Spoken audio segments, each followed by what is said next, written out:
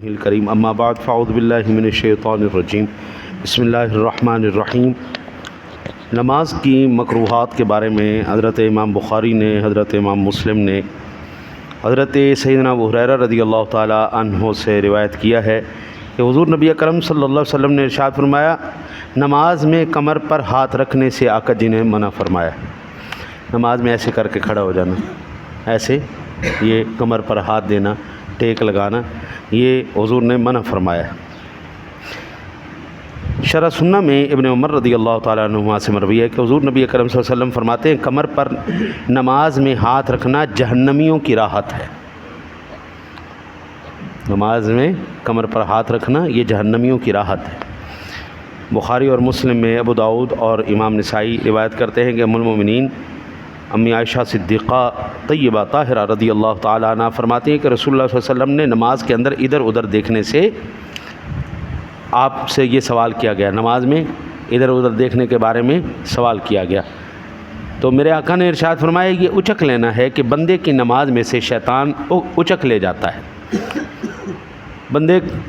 جب بندہ اللہ کی بارگاہ میں کھڑا ہوتا ہے تو اللہ وحدہ لا شریک کی خاص رحمت، یہ امام ابو داؤد نے بھی، نسائی نے بھی، ابن خزیمہ نے بھی واسناد صحیح حضرت ابو ذر سے روایت کیا، جب بندہ نماز میں ہوتا ہے اللہ تعالیٰ کی رحمت خاصہ اس کی طرف متوجہ رہتی ہے جب تک وہ ادھر ادھر نہ دیکھے۔ حضرت دیکھیں نا جی، عام بھی گفتگو کا جو انداز ہے یا آداب ہیں، جب آپ کسی بڑی شخصیت سے، کسی بڑے سے بات کریں تو آپ کی مکمل توجہ ان کی طرف ہونی چاہیے، ادھر ادھر توجہ نہ ہو۔ بات تو میں حضرت سے کر رہا ہوں لیکن میرا منہ ادھر ہے، کبھی میں ادھر دیکھ رہا ہوں، کبھی تو میں نے حضرت کی تعظیم تو نہیں کی نا۔ بارگاہ الہیہ کا ادب ہے، اس کی رحمت خاصہ، ہاں، تو یہ شیطان ہمیں ورگلاتا ہے، وہ اللہ کے بندے ادھر ادھر دیکھ کیا ہو گیا، کچھ نہیں ہوتا، میں مولویوں نے پھڈے پائے نہیں، چل ادھر ادھر دیکھ توں، ہاں جی، تو حضور فرماتے شیطان اس کو اچک لیتا ہے۔ امام احمد باسناد صحیح حسن ابو یعلا سے روایت کرتے ہیں کہ حضرت ابو ہریرہ رضی اللہ تعالیٰ عنہ کہتے ہیں، مجھے میرے خلیل صلی اللہ تعالیٰ علیہ وسلم نے 3 باتوں سے منع فرمایا، مرغ کی طرح ٹھونک مارنے سے، کتے کی طرح بیٹھنے سے، ادھر ادھر لومڑی کی طرح دیکھنے سے۔ سجدہ کرتے ہو نا جی، جاتے جاتے جاتے ایتھے ماریا سر، چلو چوکلا، پھر ایتھے سر ماریا چل، یہ سجدہ نہیں ہے۔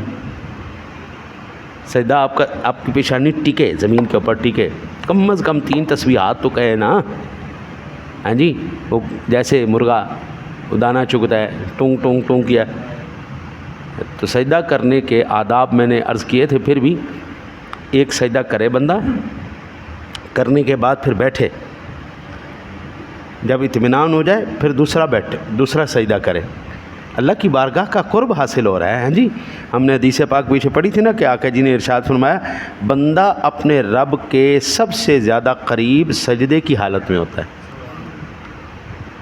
ابھی آپ دیکھ لیجئے، حالات کو مد نظر رکھیے کہ ہمارے ماں باپ نے بھی وہی زمانہ دیکھا ہے جو ہم زمانہ دیکھ رہے ہیں۔ ہمارے ماں باپ کے پاس مال اسباب کم تھا، اللہ کی رحمت زیادہ تھی اور برکت تھی ساتھ۔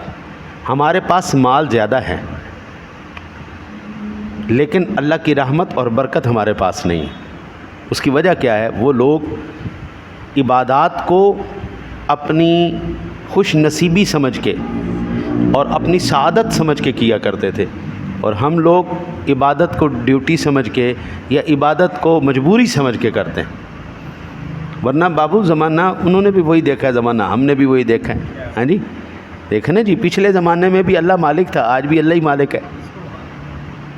ہمارے ماں باپ کی کتنی، مجھے ابا جی بتاتے تھے کہ میری تنخواہ 5 روپے تھی، ابا جی کی 5 روپے تنخواہ تھی، ہم 14 بہن بھائی تھے، 5 روپے میں پل نہیں گئے۔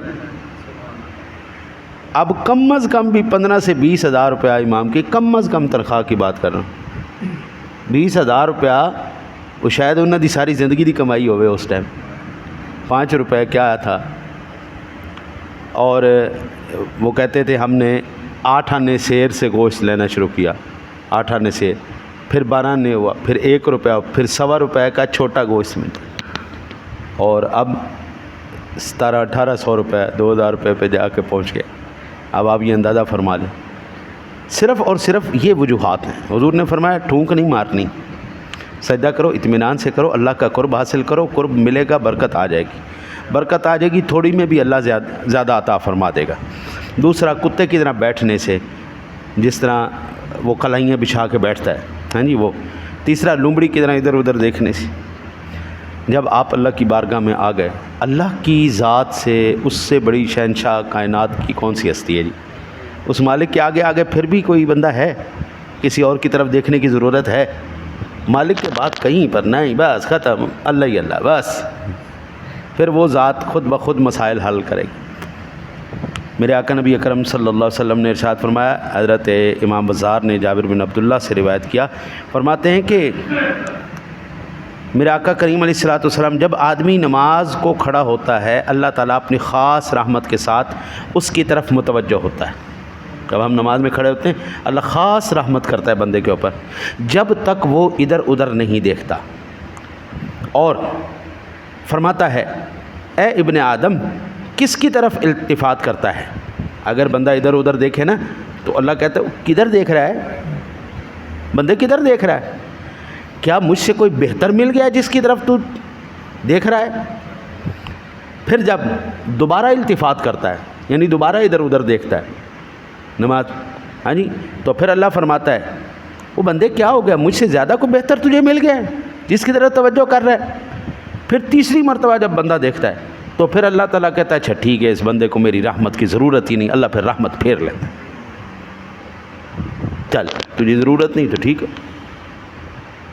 اللہ وحدہ لا شریک کی ہمیں ضرورت ہے، اللہ کو ہماری ضرورت نہیں۔ ہم اس کی عبادت کے لیے تخلیق کیے گئے، اس نے ہمارے آنے سے پہلے ہمارے اسباب کو پہلے پیدا کی۔ ہمیں ہوا کی ضرورت تھی، پانی کی ضرورت تھی، کھانے کی ضرورت تھی، ہر چیز اس نے پہلے نازل کی ہے، بعد میں ہمیں بھیجا ہے۔ ماں کی چھاتی میں پہلے دودھ آتا ہے، بچہ بعد میں دنیا میں آتا ہے۔ وہ مالک کہتا ہے کہ میں نے تیرے آنے سے پہلے تیرے لیے سارا کچھ کیا، اور تم مجھے چھوڑ کے کدھر اور توجہ کر؟ اچھا ٹھیک ہے، بس ٹھیک ہے، پھر تیری مرضی، لگا رہے جتنے تیرا دل کر۔ امام ترمذی نے باسناد حسن روایت کیا کہ حضور نبی کرم صلی اللہ علیہ وسلم نے ارشاد فرمایا، انس بن مالک سے روایت، فرمایا کہ اے لڑکے، نماز میں التفات سے بچ، کہ نماز میں التفات ہلاکت ہے، ادھر ادھر نہیں دیکھنا، ادھر ادھر دیکھنا ہلاکت ہے۔ وہ ایک میرے ساتھی تھے، فوت ہو گئے، اللہ تعالیٰ ان کی مغفرت فرمائے۔ میں بیٹھا مطالعہ کر رہا، میری عادت ہے زیادہ پڑھنا پڑھانا ہی، بس ٹھیک، دنیا داری میں مجھے کوئی مسئلہ وہ نہیں، جذبہ نہیں ہے۔ میں بیٹھا مطالعہ کر رہا تو ساتھی نے سنتیں پڑھ رہے تھے ادھر، تو وہ یکدم سنتیں ختم ہوئی نا جی، دونوں نے ختم کی، تو وہ ساتھی فوراً بول اٹھ، اوئے انہیں سنتا صحیح نہیں پڑھیاں، انہیں سنتا صحیح نہیں پڑھیاں۔ میں اچانک چونک گیا، میں کہ یا اللہ یہ کیا ہو گیا، یہ تو دونوں سنتیں پڑھ رہے تھے، ان کو کیا ہو گیا؟ او تو انگل چوک کے پھر کھڑا ہو گیا، اثر دیاں سنتا جان تو کھڑا ہو گیا، تیری سنتا صحیح نہیں ہوئی ہیں، تیری سنتا صحیح نہیں ہوئی۔ اب میں ان سے کیا کہوں؟ اللہ کے بندے، تو بھی نماز پڑھ رہا ہے، وہ بھی نماز پڑھ رہا ہے، تیری اپنی نماز پر توجہ تھی کہ تو دوسرے کی نماز کو دیکھ رہا تھا؟ وہ کیسے نماز پڑھ رہا ہے؟ اکثر کوئی عادت ہوتی، پڑھ اپنی نماز رہے ہوتے ہیں، توجہ کسی اور طرف جا رہی تھی۔ یہ حدیثیں میں نے آپ کے سامنے عرض کی۔ اللہ کہتا ہے کہ اگر تو میری طرف توجہ نہیں نہ کرے گا تو پھر میں اپنی رحمت خاص طرح سے لوٹا لوں گا۔